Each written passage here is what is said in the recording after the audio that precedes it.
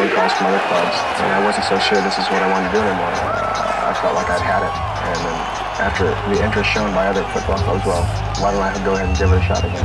I was born into this curse, innocent, a naive boy with no choice. On Christmas I was given this family heirloom that's been passed down through history. A green and white hat with the patch is too big for me. I honored my father's wishes and never parted with this hat.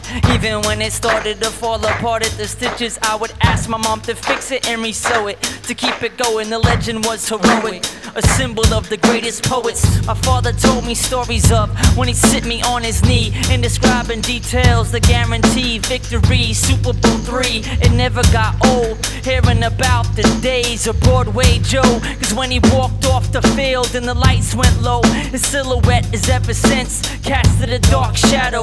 I thought when they moved from Shady East Rutherford, the dark clouds would open up and give us fans something good, but I never forgot where I came from. That green and white hat is still in my parents' basement, replaced by jinx hats of variations. Superstitious, sacrilegious, but the luck never changes. What? The New York Jets.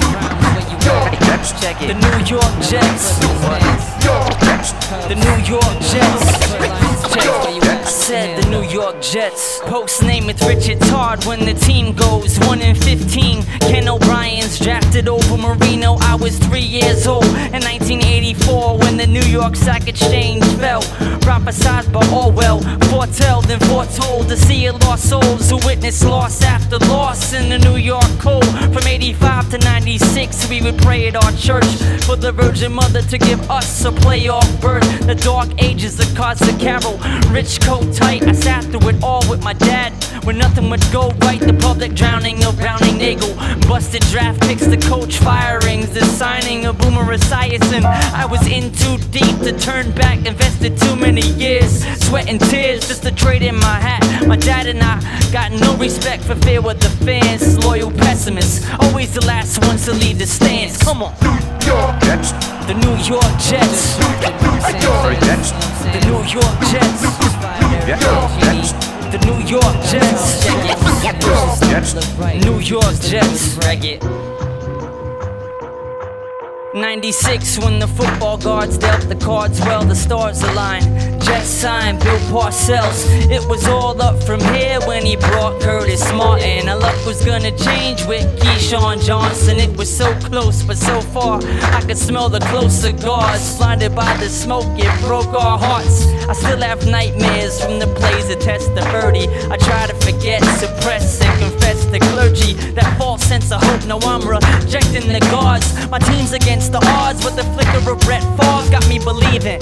Once again and once again I'm let down and led down a dead end by man's best friend. So what's the point? The game's a fix for organized crime. I got better things to do and uses of my time than wasting it cursing TVs and adding more stress. I'm from New England, why the fuck am I a fan of the Jets? New York Jets. The New York Jets. The New York Jets. New York Jets. The New York Jets. Jets. New York Jets. People are thinking the playoffs. People even talking New York Jets. Jets. New York Jets. Fucking blow it. New York Jets. You find a way to blow it again. Jets. It's like New York Jets. It's like I don't get it, you know. I just can't New York Jets. Wrap my mind around why you can't fucking beat the Dolphins. Like you go lose twice to the Dolphins, and then you lose to the Buffalo Bills.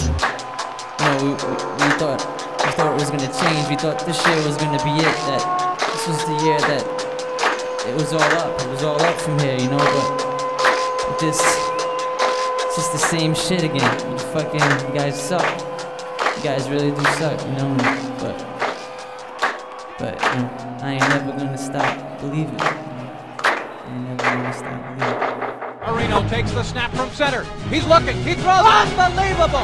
Touchdown, Dolphins. Mark Ingram caught it in the corner of the end zone in front of Eric Glenn. The Jets are scored. They caught the Jets off guard on that play, Jim. They have hands on their hip. The Jets are dumbfounded. That was unbelievable. I'd really like to carry the ball about 35 or 40 times. And I said, well, don't kid about things like that. He says, no. He says, I feel I'm very effective if I touch the ball at least 30 times a game. 30 times.